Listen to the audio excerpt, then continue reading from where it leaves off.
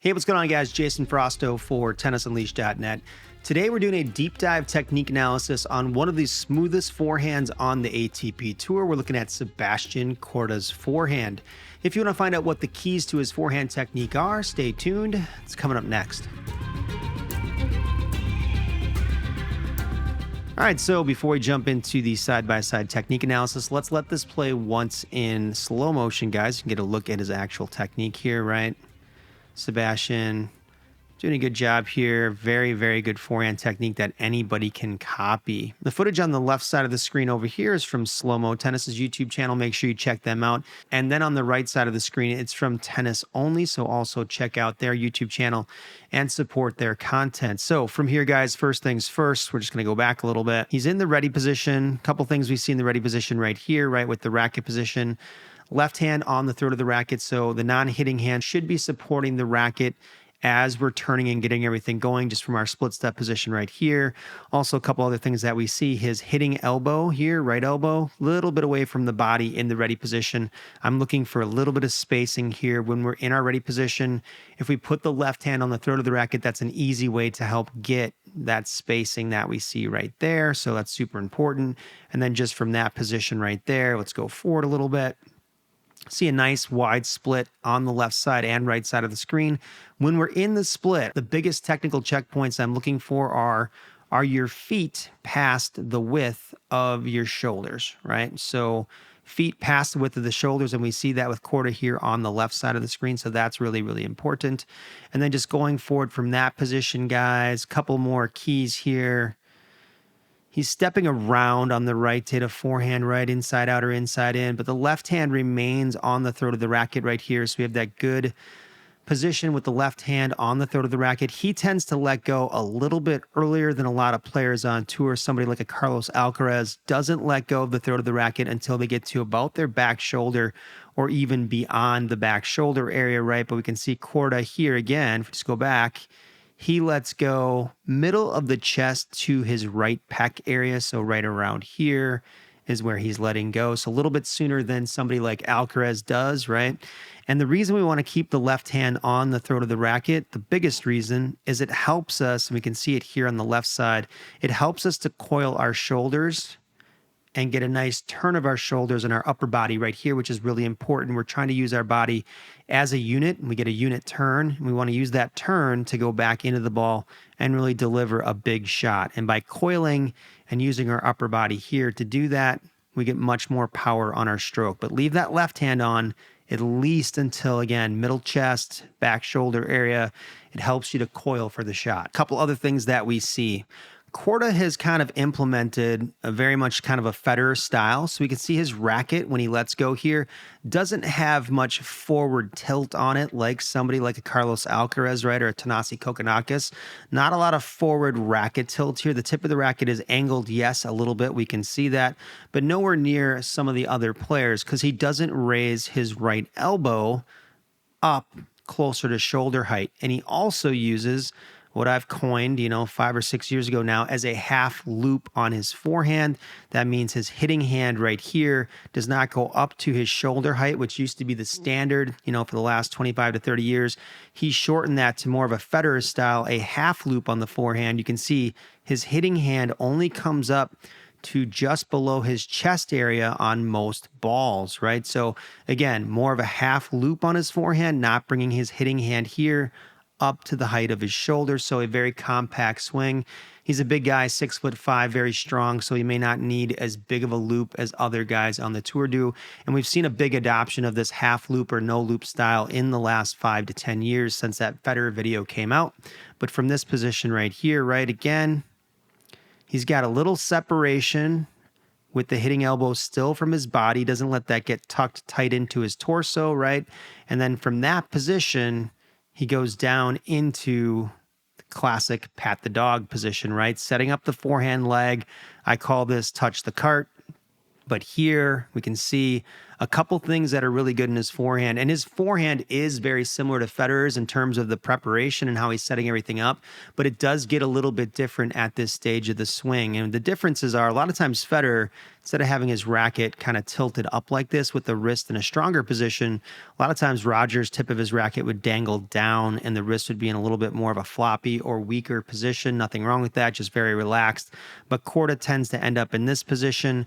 We can also see when his left hand comes off the throat of the racket right here, that his left hand extends off into his right side, or our right side here, right? We can see that in both videos from this position and this position. We also see the use of, in both videos, a semi-open stance in both cases where the right foot steps out and we plant most of our weight on the right leg here. And then the heel of the left shoe will be a little bit off the ground in this position right here. So again, semi-open stance in both videos, racket in a very similar position.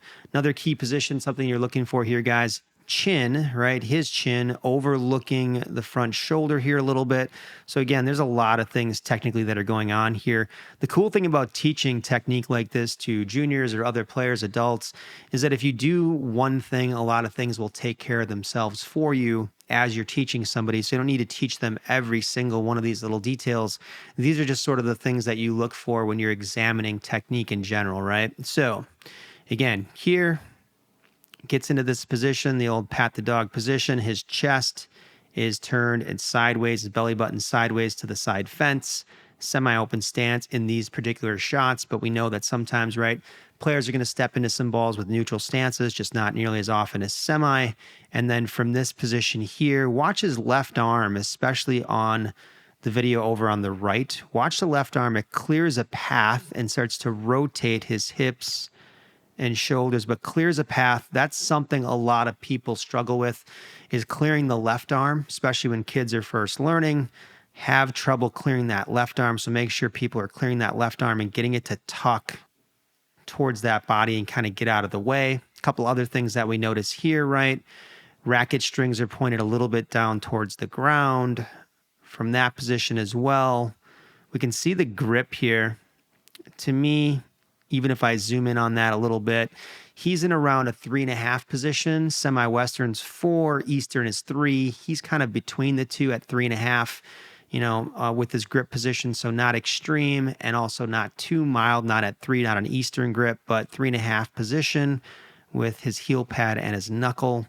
And then from this position, guys, we can see legs are bent right from that semi-open stance, but he's also going to extend up with his legs and body and use ground force to generate force on the forehand. So he really extends up with his body and his legs here. You can see his legs went from a position where they were very bent at this stage, right?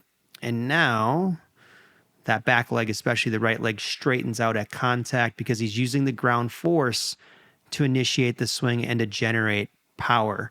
In this position as well, a couple other keys. If you're trying to get that ATP forehand leg, make sure that in this position right here, you have your right arm, your hitting arm very relaxed right here, guys. Very important to have that right arm relaxed. If you have the right arm relaxed, it's going to make it easier for the racket to lag behind your hand and your body. And then as he uncoils his body here, hips and shoulders start to uncoil. The big key position that we see is the tip of his racket is going to end up behind his elbow. And that's a big key that we're looking for. That means the size of his racket leg is a significant amount. It's a large amount when he legs it. And he's going to get a lot of racket head speed and power with that big leg position right there. So again, from here, keep everything relaxed. Start to rotate the body, the legs, the hips. And the racket should lag behind your arm at this point. Then from here, we'll notice the right hand also will go from left to right in the space. So the racket will travel in a position where it kind of travels this way. Okay, when the racket travels like that, we have an inside to outside swing, which helps to generate topspin, which is key on the forehand side. So an inside to outside swing with that tip there. And then another big thing that we notice here with Korda and most players, right, is that most players get a lot of space between their hitting elbow and their body or their hip at contact right there. So there's a good amount of gap between the hitting elbow and the body at contact. The only exception is if we get a little bit jammed on a forehand. But again, some good things here. And then also at contact with the ball, the eyes tend to be looking down at where contact would be, right? That also helps you to not give away your intent, your direction on your shot. And then from this position right here, at contact as well, what I'm looking for with most players is your hitting elbow in front of your hips at contact? That's going to be the case most of the time. Some exceptions to that can be when we're going inside out or inside in on a forehand, or if we're a little bit late on a contact, we're making it more of a defensive shot. But again, I'm looking for contact with the elbow in front of the body here, belly button facing forward, chest facing forward. We've really rotated into the shot.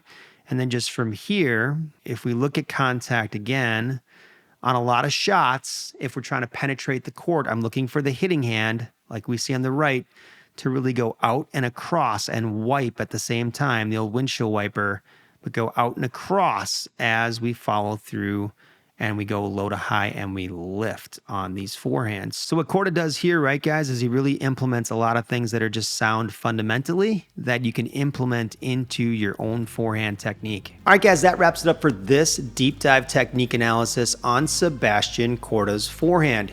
If you found this video helpful or you feel like you learned something today, make sure you hit that like and subscribe button. I'm Jason Frausto for tennisunleashed.net. I'll see you next time.